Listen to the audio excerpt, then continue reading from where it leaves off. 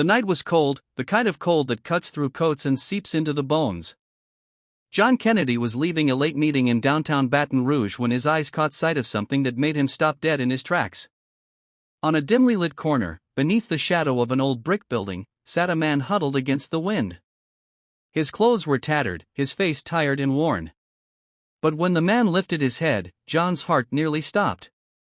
It wasn't a stranger. It was someone he once knew, his childhood best friend, Daniel Hayes. Memories came rushing back all at once.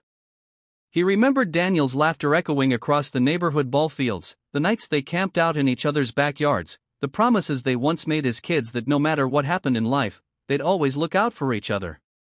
And yet here Daniel was, broken, unrecognizable, a ghost of the boy he once knew. "Daniel?" John whispered, approaching cautiously. The man blinked, and for a moment his eyes flickered with recognition. "Johnny?" His voice was cracked, fragile. I didn't think you'd remember me."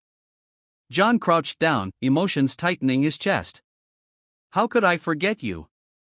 You were my brother growing up." Daniel gave a bitter laugh, glancing at the cardboard sign next to him. "Well, brother, I don't have much left to show for it now."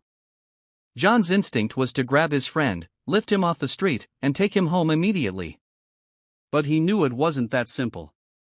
Life never was. "Come on," he said gently. "Let's at least get you something warm to eat." They sat in a small diner until past midnight, steam rising from their coffee cups as Daniel slowly unfolded his story. His life had taken a sharp turn after high school. While John went off to college and into politics, Daniel worked odd jobs, struggled with health issues, and after a series of personal tragedies, including the loss of his parents and a failed marriage, he fell into depression. Bills piled up, work became harder to find, and eventually, he ended up on the street. "I tried, John," Daniel admitted, staring into his coffee. "But somewhere along the way, I just gave up." John listened, his heart heavy. "You're not alone anymore," he said firmly. "We're going to figure this out." That night, John didn't just leave it at words.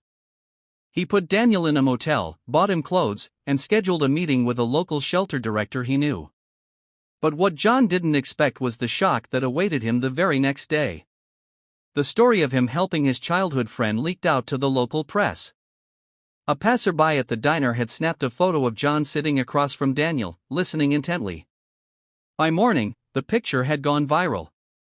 The headline read, "Senator John Kennedy spends night with homeless man, turns out it's his best friend." But the shock wasn't the publicity, it was what followed. Thousands of people reached out.